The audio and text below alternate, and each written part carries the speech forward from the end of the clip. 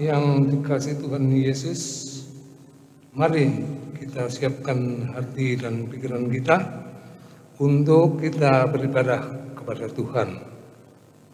Ibadah pada malam hari ini akan dipimpin oleh Bapak Pendeta Elia Hartono Unpapar.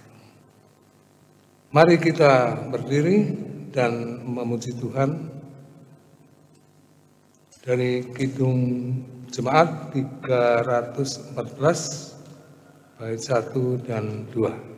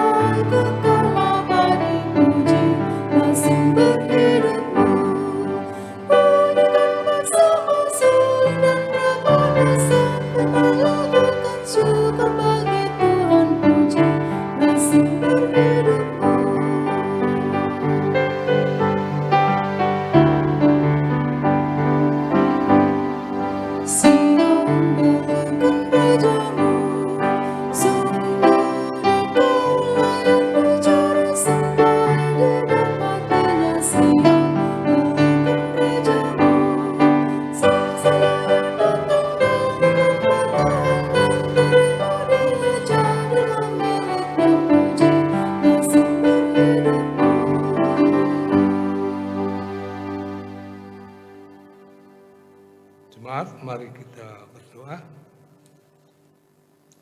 Pada hari ini kembali kami mengucap syukur kepadamu ya Tuhan Yesus Kristus, Juru Selamat kami. Sebab atas kasih setiamu yang tidak pernah berkesudahan, kami Engkau berkati hari lepas hari. Pada hari ini pun saat kami dapat beribadah, itu pun karena kasih setiamu. Ya Tuhan, berkatilah ibadah keluarga ini. Berkati para pelayanmu, baik para majelis yang bertugas, pelayan firman, organis, pemandu lagu, petugas sound system, dan multimedia. Bahkan setiap jemaatmu yang ada di setiap rumah, dari sektor 1 sampai sektor 9. Namun sebelumnya kami mengaku akan dosa yang kami telah perbuat. Ampuni kami Tuhan. Pengampunan-Mu yang tidak melayakkan kami untuk beribadah kepadamu. Hadirlah di tengah-tengah persekutuan kami. Pimpin dan berkati ibadah ini dari awal sampai akhir. Hanya di dalam nama Bapa, Anak, dan Roh Kudus. Amin. Kita buka Mazmur 27 ayat 1. Dari Daud. Tuhan adalah terangku dan keselamatanku. Kepada siapakah aku harus takut? Tuhan adalah benteng hidupku. Terhadap siapakah aku harus gemetar? Jemaat, silakan duduk. Kita memuji Tuhan dari Kidung Jemaat 387 bait 1 dan 2.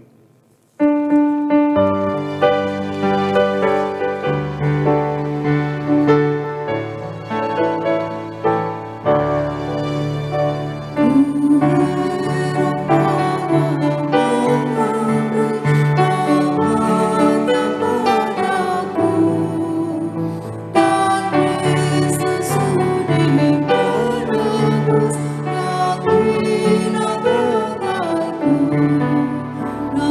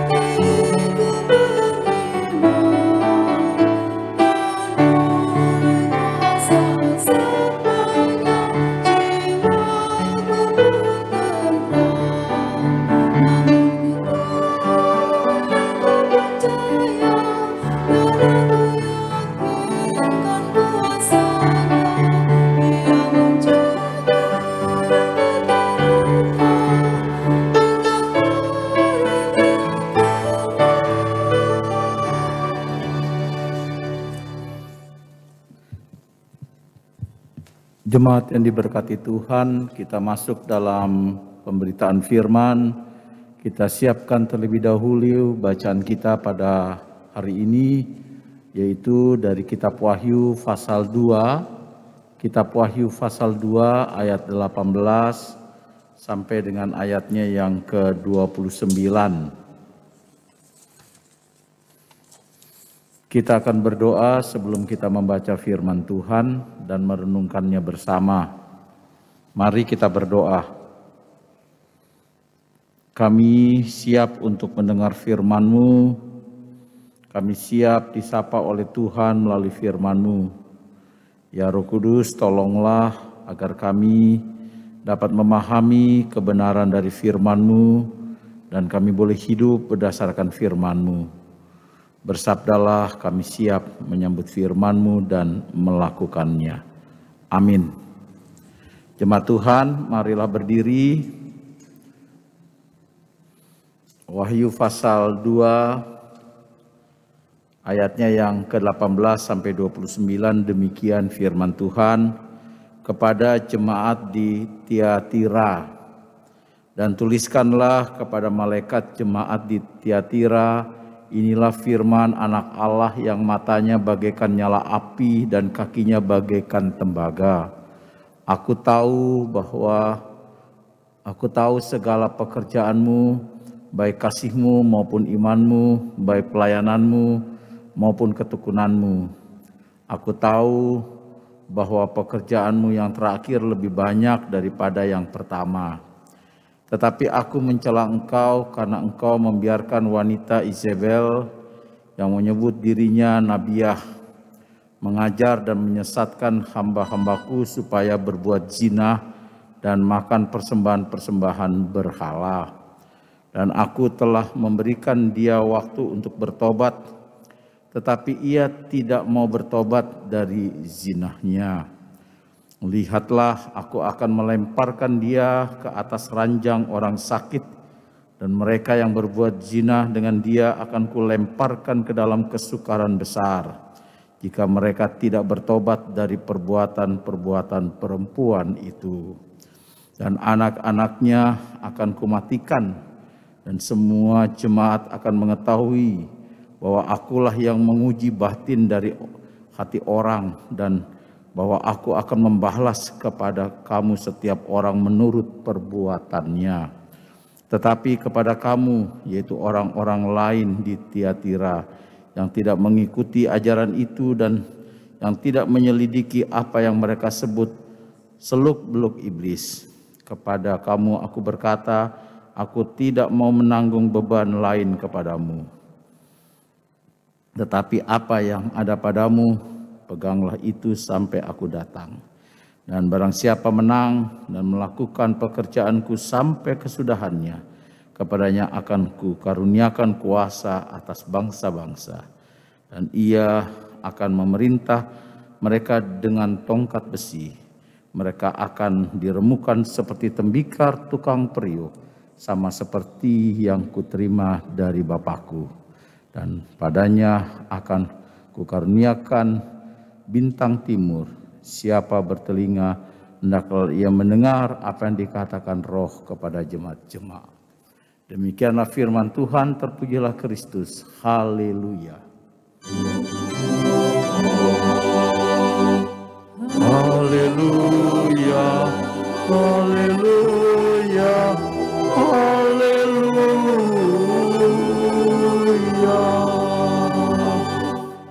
Jemaat silakan duduk. Bapak, Ibu, dan saudaraku yang dikasihi Tuhan, ini adalah jemaat yang keempat yang kita bahas secara beruntun dari jemaat-jemaat yang ditulis dalam penglihatan Yohanes di kitab Wahyu. Kalau yang pertama kitab Efesus, Bapak Ibu, di sana ada patung dewa gitu ya, yang disembah gitu ya. Lalu kemudian disebut juga sebagai cahaya Asia gitu ya, kota itu besar dan terkenal. Lalu kita juga sudah membahas tentang jemaat di Smyrna, di sana juga ada patung dewa Lalu kemudian ada julukannya sebagai kembang Asia, kota yang enak dipandang karena teratur pembangunannya. Lalu kemudian kita membahas juga jemaat di Pergamus yang di sana dibangun kuil dari Dewa Zeus yang tingginya 250 meter, dan di Pergamus ada perpustakaan nomor 2 terbesar di dunia pada waktu itu yang isinya ada 200.000 naskah gulungan. Nah, bagaimana dengan jemaat di Tiatira? Jemaat di Tiatira ini tidak punya kelebihan keistimewaan dibanding dari 3 jemaat sebelumnya, ya. Nah, tema yang ingin saya bahas melalui jemaat di Tiatira ini adalah di dalam dunia tetapi bukan milik dunia.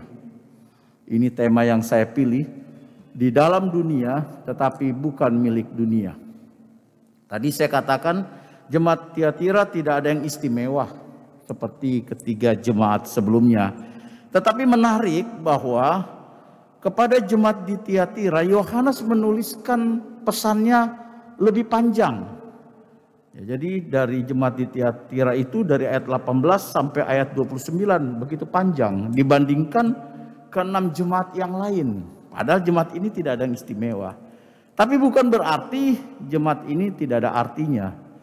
Bapak Ibu, saya mau mulai dengan sebuah filosofi ikan. Pada waktu beberapa yang lalu saya pernah mengangkat juga. Bapak tahu, untuk Bapak Ibu tahu ya tentang ikan, saudara sekalian. Filosofi ikan tuh begini Bapak Ibu. Dia tinggal di dalam air tapi tidak tenggelam. Ini filosofinya menarik. Ikan tinggal di dalam air tapi dia tidak tenggelam. Atau yang lebih menarik lagi, ikan di laut. Ikan ini tinggal hidup di dalam laut yang airnya asin, tetapi laut tidak bisa mengasinkan ikan yang ada di laut itu. Ini filosofinya menarik. Nah, Bapak Ibu yang dikasih Tuhan, kira-kira bisa tidak ya? Kita orang Kristen itu tinggal di dalam dunia, tapi kita tidak dimiliki oleh dunia. Kita tidak dimiliki dunia. Kita tidak dipengaruhi oleh dunia. Bapak Ibu akan berkata, sulit Pak Pendeta. Kita kan bukan ikan yang dari sononya sudah diciptakan begitu. Gitu ya. Tidak mungkin sepertinya. Apakah betul Bapak Ibu pendapat itu bisa kita terima? Terutama dari sudut pandang iman Kristen. Bukankah dalam iman Kristen dikatakan bahwa kamu adalah garam. Kamu adalah terang. Dunia ini memang penuh dengan kebusukan, penuh dengan sesuatu yang tidak baik. Karena itu Tuhan menempatkan kita sebagai garam supaya di dunia yang penuh dengan pembusukan ini tidak terjadi pembusukan.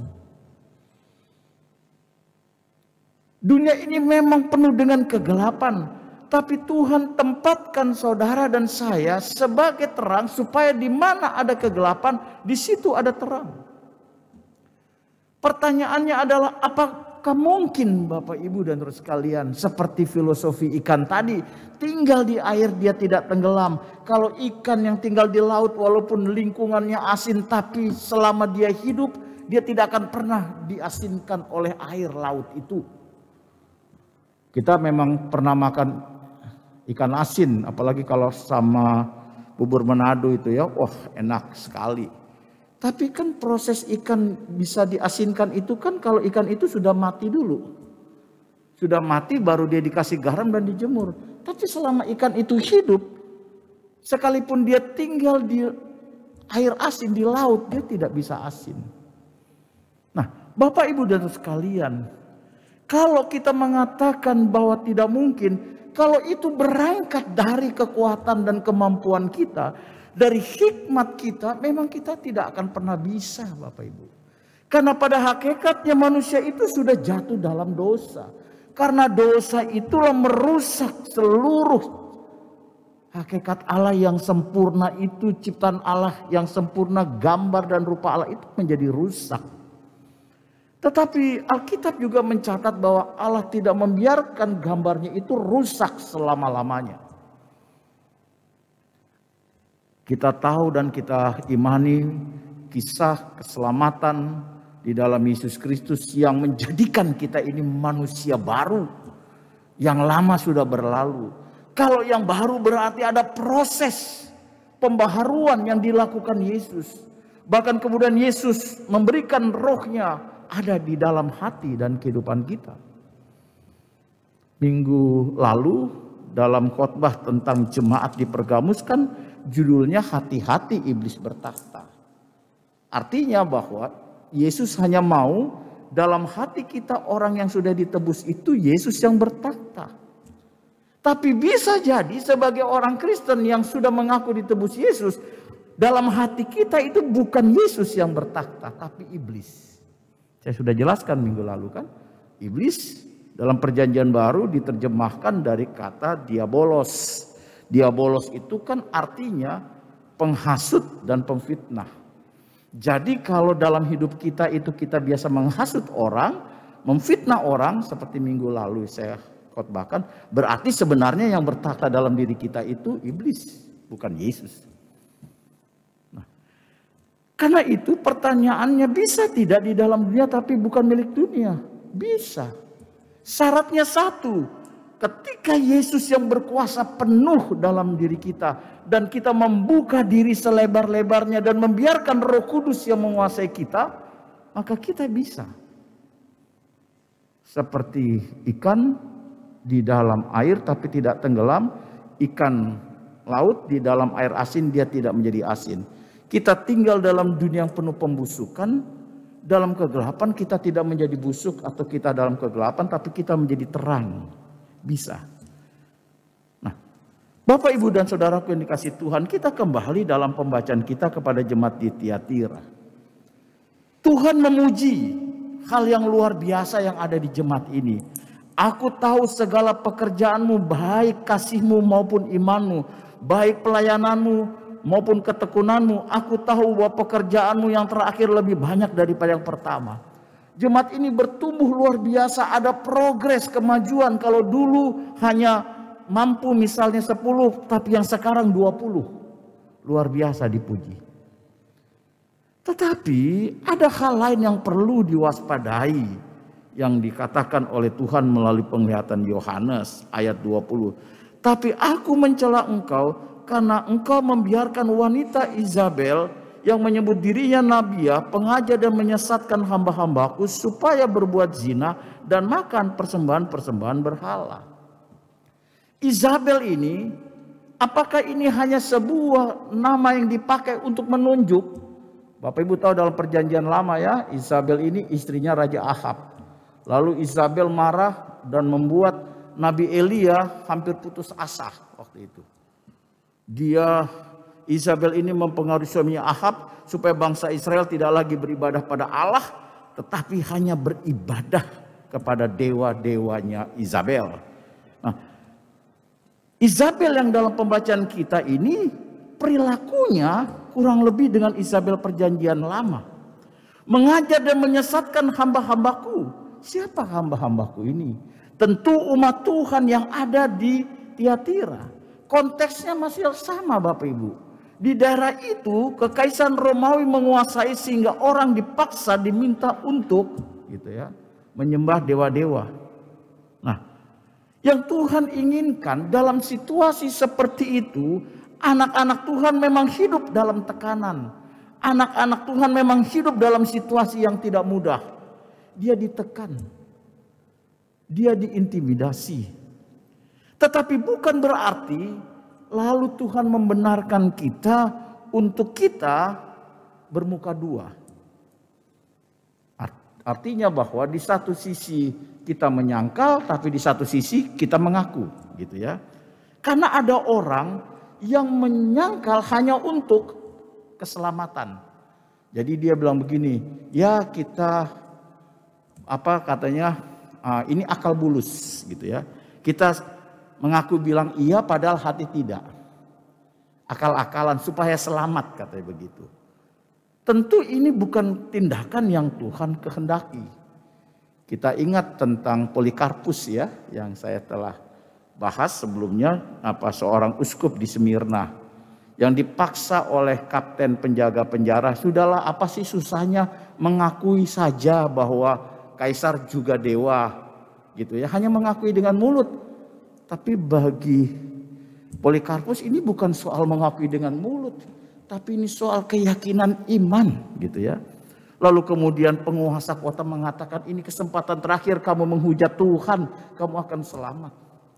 Bagi Polikarpus ini identitas iman yang harus dinyatakan, yang tidak bisa ditawar.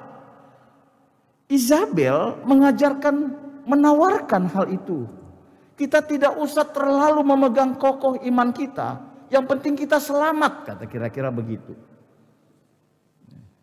Kalau dalam konteks sekarang tuh akal-akalannya begini. Ada orang berpacaran, satu Muslim, satu Kristen, atau satu Buddha, satu Kristen, atau satu Hindu, atau satu Kristen. Lalu yang Kristen itu mau menikah dengan agama yang di sebelah itu. Yang penting menikah, walaupun dia harus bersahadat mengucapkan kalimat dari agama yang lain. Setelah menikah dia kembali ke Kristen. Saya tidak dari hati kok Pak Pendeta, hanya dari mulut saja. Ini tindakan yang tidak benar Bapak Ibu. Sekalipun itu hanya dari mulut, bukan dari hati, tapi itu tidak benar. Itu salah.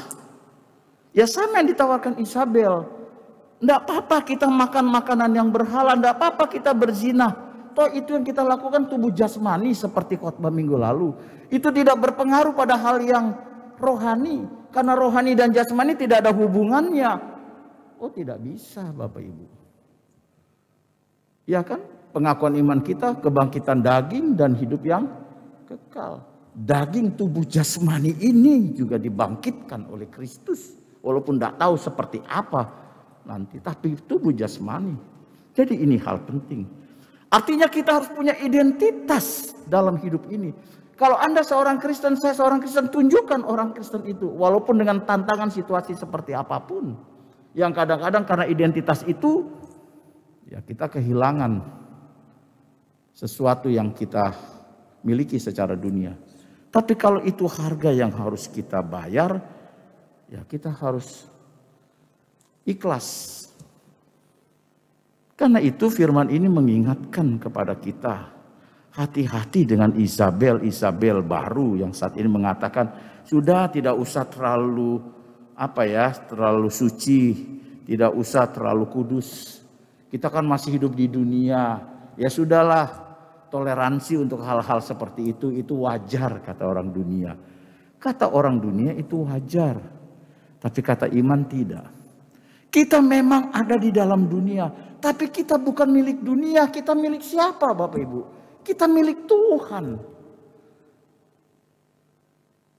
Kita memang ada dalam dunia dengan begitu banyak godaan tadi Bapak Ibu. Tapi bukan berarti karena kita dalam dunia kita ikuti semua apa yang dunia tawarkan sekalipun itu bertentangan dengan iman. Harusnya kita sadar bahwa kita ini milik Tuhan yang ditempatkan di dunia yang harus menjadi garam dan terang. Ada banyak memang orang-orang seperti Isabel. Saya pernah Bapak Ibu di Kalimantan Timur, di tempat dulu istri saya di Tanjung Selor, seorang anak muda, saya pernah ceritakan ini, merantau dari Sumatera cari kerja. Lalu rupanya dia rubah identitasnya, bukan agama Kristen tapi agama saudara kita. Dia diterima di Inhutani, anak perusahaan daripada perhutani. Lalu suatu saat dia kena kecelakaan kerja, dia wafat. Nah jenazahnya dikirim ke kota karena dia ada di camp. Nah jemaat kami yang bekerja dengan dia memberitahu ke gereja bahwa si A meninggal, tolong jemaatnya sekarang dikirim ke kota untuk diotopsi. Nah pihak perusahaan juga mengirim berita kepada kantor perwakilannya yang ada di kota.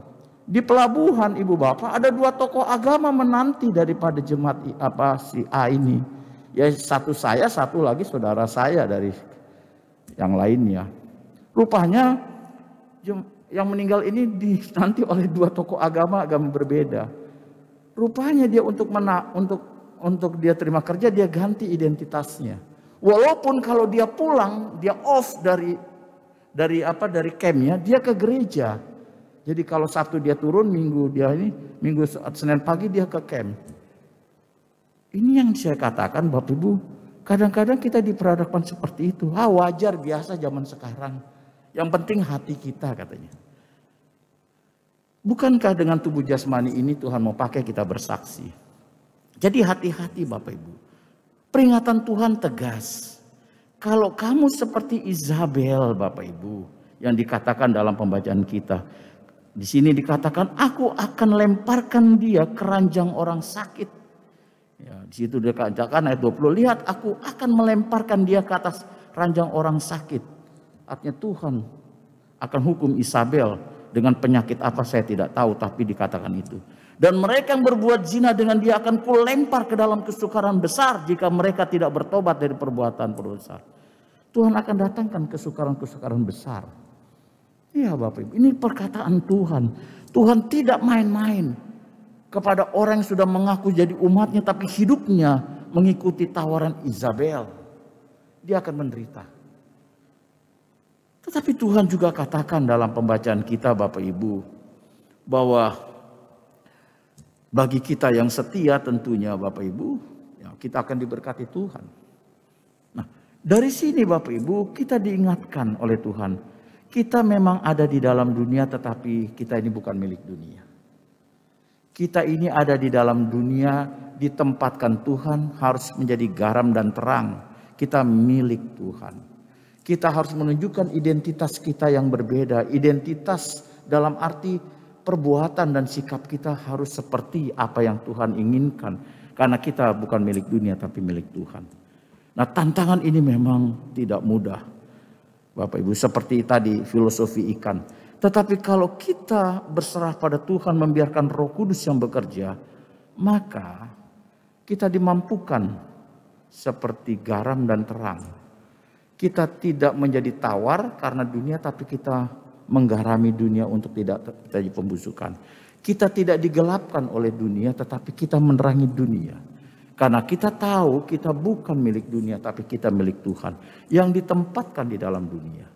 Karena itu melalui jemaat di Tiatira kita belajar, sudahkah secara pribadi, sudahkah secara gereja, ya, kita ini menjadi garam dan terang. Sudahkah secara gereja yang ada di tengah dunia, kita itu ya menjadi gereja yang sungguh-sungguh seperti apa yang Tuhan inginkan. Dan juga secara pribadi, kita itu ada dalam dunia, tapi kita bukan milik dunia. Kita milik Tuhan, karena itu tunjukkanlah identitasmu sebagai anak-anak Tuhan yang benar. Jangan tertipu oleh tawaran bujuk rayu Izabel yang kedengarannya menarik, bagus, tetapi ujungnya membinasakan. Tapi mari kita mengikuti apa yang Tuhan kehendaki, supaya kita memulai hidup yang kekal. Amin. Kita aminkan firman Tuhan dari Gita Bakti 273. 273 bait keempat, gereja bagai bahtera muatannya penuh.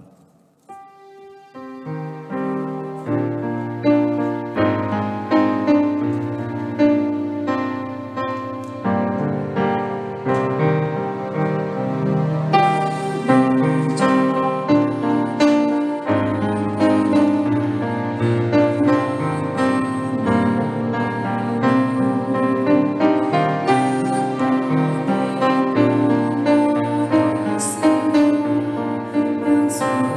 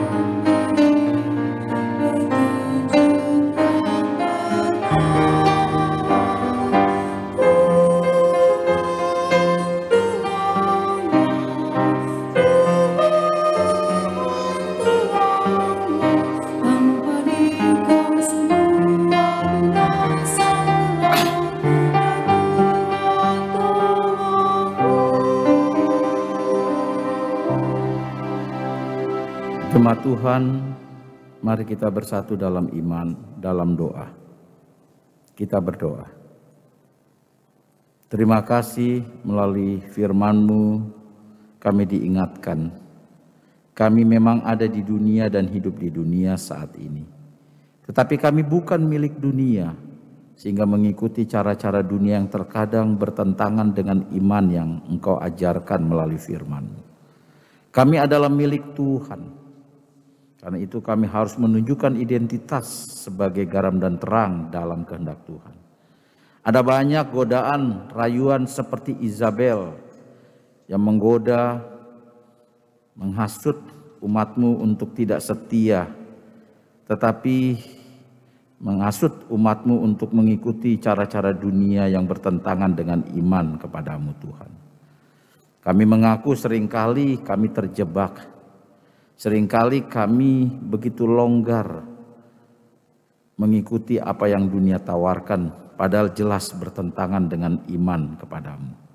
Ampuni kami Tuhan, kami tidak mau dilempar oleh Tuhan ke ranjang penyakit. Dan kami tidak mau juga mendapatkan kesusahan yang besar karena dosa mengikuti godaan dunia yang kelihatannya menarik, yang rasanya manis tetapi ujungnya membinasakan. Kami mau hidup sebagai anak-anak Tuhan yang punya identitas, yang berkata tidak untuk hal-hal yang tidak benar yang ditawarkan dunia, dan berkata ya untuk apa yang Tuhan kehendaki, sekalipun ada salib yang harus kami pikul seperti Polikarpus yang setia. Dia tidak mau mengikuti tawaran hanya mengucap di mulut untuk menyangkal Engkau, tapi dia tetap pada komitmen hati dan mulutnya berkata hal yang sama. Terima kasih Tuhan, kami diingatkan supaya ketika Tuhan datang kelak, kami adalah orang yang setia, taat kepada-Mu. Kami berdoa bagi gereja GPB, Tuhan berkati majelis sinode pada tingkat sinodal, majelis jemaat pada tingkat jemaat, dan BP Mupel pada tempat wilayah. Kami berdoa juga Tuhan untuk GPB di Jawa Timur yang mempersiapkan diri menjadi tuan rumah persidangan sinode. Tuhan berkati. Segala persiapan telah kami lakukan melalui setiap warga jemaat yang mengambil bagian mendukung semua proses ini. Khususnya bagi Bukit Kasih, Tuhan berkati seluruh perayaan yang kami laksanakan di tengah-tengah pandemik yang dalam banyak hal kami menjadi terbatas. Tapi kami percaya pekerjaan Tuhan akan terus berlanjut dengan kasih karunia dan anugerah Tuhan. Berkati seluruh presbiter, diakan, penatua, dan pendeta. Berkati unit-unit misioner, pelkat, komisi, dan panitia. Kami bersinergi bergandengan tangan. Begitu juga bersama warga jemaat, kami membangun persekutuan yang indah, di mana Tuhan yang bertakhta, dan kami mewujudkan jemaat yang saling peduli, mendoakan, memperhatikan satu dengan yang lainnya. Kami berdoa Tuhan untuk pembangunan gedung serbaguna dan TK, bahkan pagar gereja yang akan berproses. Tuhan berkati untuk semuanya tetap berjalan di dalam Tuhan. Kami berdoa untuk warga jemaat saat ini yang sedang menghadapi dampak daripada virus corona. Begitu luar biasa, tapi kami punya Tuhan yang jauh lebih luar biasa dan dahsyat, yang mampu menolong, menyertai, memberkati, membebaskan kami dari semua hal yang sedang kami alami dalam dunia ini. Berikan kami rezeki, kesehatan, keselamatan, pengharapan bahwa semua ini akan kami lewati. Berkati setiap keluarga untuk teguh, kuat, dan kokoh, sekalipun badai sedang kami alami. Engkau memberi makan bagi umat-Mu, Engkau menjaga kami dari segala bahaya. Engkau memberi kami pengharapan ketika kami tidak melihat jalan keluar lagi. Tuhan berkati setiap keluarga yang bergumul dengan ekonomi keluarga, dengan pekerjaan, dengan kesehatan, dan dengan banyak hal. Kami tahu Yesus adalah jawaban untuk kami. Berkati anak-anak kami dalam pendidikan, antar mereka Tuhan ke masa depan yang Engkau siapkan bagi mereka. Berkati orang tua kami di masa tua, agar mereka selalu sehat. Berkati seluruh harapan keluarga, berkati seluruh rinduan jemaat, bahkan pergumulan yang ada, Tuhan ada bersama kami. Kami berdoa bagi jemaat yang sakit, Tuhan pulihkan dan sembuhkan. Kami berdoa juga Tuhan untuk para pelayan-Mu hari ini, organis, pemandu lagu, petugas sound system, operator untuk LCD dan juga untuk Inforkom Litbang, dan juga diakan dan penatua yang mendampingi hamba-Mu. Kiranya pelayanan mereka menjadi kemuliaan bagi nama Tuhan dan kemurahan-Mu memberkati mereka. Usaha yang dilakukan bangsa dan negara kami mengatasi dampak COVID-19, Tuhan berkati. Berkati Satgas COVID, berkati para medis, untuk mereka tetap melaksanakan tugas mereka yang mulia itu dengan perlindungan dan penyertaan Tuhan. Inilah doa kami, sempurnakan jangan kehendak kami yang jadi kehendak-Mu saja. Doa ini kami bawa di dalam nama Tuhan Yesus Kristus yang sudah mengajar kami berdoa. Bapa kami yang di surga, dikuduskanlah nama-Mu, datanglah kerajaan-Mu. Jadilah kehendak-Mu di bumi seperti di surga. Berikanlah kami pada hari ini makanan kami yang secukupnya, dan ampunilah kami akan kesalahan kami, seperti kami juga mengampuni orang bersalah pada kami. Dan jangan nambah kami ke dalam pencobaan, tapi lepaskanlah kami daripada yang jahat.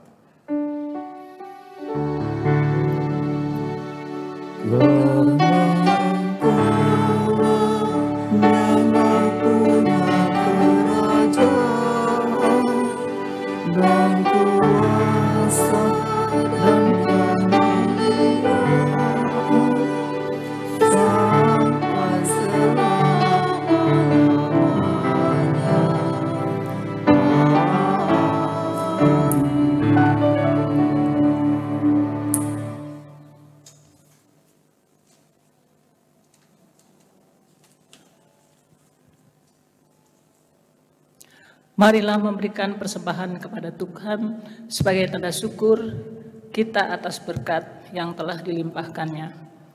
Firman Tuhan dalam Amsal 3 ayat 9 sampai dengan 10 yang menyatakan, muliakanlah Tuhan dengan hartamu dan dengan hasil pertama dari segala penghasilanmu, maka lumbung-lumbungmu akan diisi penuh sampai melimpah-limpah, dan bejana pemerahanmu akan meluap dengan air buah anggurnya. Tuhan memberkati saudara dan persembahan saudara.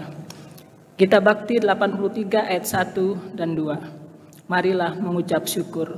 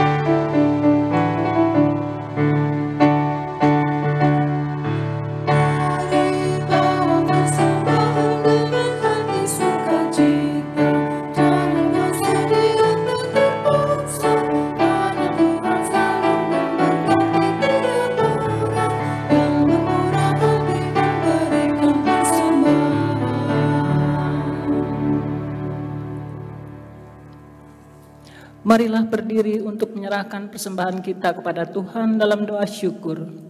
Kita berdoa. Allah Bapa Maha Baik, kami mengaku dan percaya bahwa setiap pemberian dan anugerah yang sempurna berasal daripada-Mu. Apa yang telah kami berikan dengan hati tulus, penuh rasa syukur ini pun bersumber dari kasih Bapa yang sempurna melalui Yesus Kristus. Kami mohon berkatilah persembahan kami, agar berguna untuk pekerjaan dan pelayanan yang menyaksikan kemuliaan nama-Mu. Amin. Jemaat silakan duduk kembali. Warta Jemaat Minggu ke-22 sesudah Pentakosta, ibadah keluarga bersahaja, Rabu 21 Oktober 2020. Yang pertama, ucapan terima kasih Presbiter yang bertugas mengucapkan terima kasih kepada Bapak Pendeta Elia H. Unpapar, STH, yang sudah memberitakan firman Tuhan, dan seluruh majelis yang bertugas dan pendukung sehingga terlaksananya ibadah hari ini. Tuhan Yesus Kristus, Kepala Gereja, memberkati. Yang kedua, ibadah keluarga bersahaja Rabu 28 Oktober 2020 tetap dilaksanakan secara streaming pukul 19 WIB dengan materi bina keluarga dari jemaat di Sardis, Philadelphia, dan Laodikia. Yang ketiga, demikian warta ibadah keluarga bersahaja Rabu 21 Oktober 2020. Terima kasih atas perhatian warga jemaat. Tuhan Yesus memberkati. Jemaat Tuhan, marilah berdiri. Kembalilah dalam kehidupanmu sehari-hari, jadilah saksi-saksi Tuhan, agar melalui kehidupan kita nama Tuhan dipermuliakan. Kita memuji Tuhan dari kitab Bakti 283 bait pertama dan kedua, kita menaburkan biji kebenaran.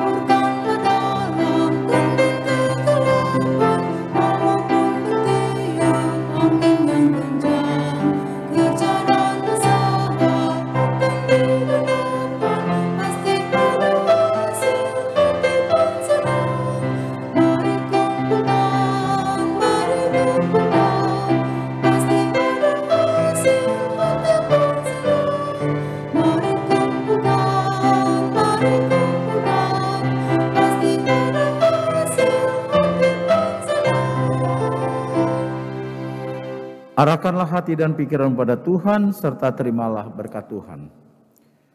Tuhan memberkati engkau dan melindungi engkau. Tuhan menyinari engkau dengan wajah-Nya dan memberi engkau kasih karunia. Tuhan menghadapkan wajah-Nya kepadamu dan memberi engkau damai sejahtera.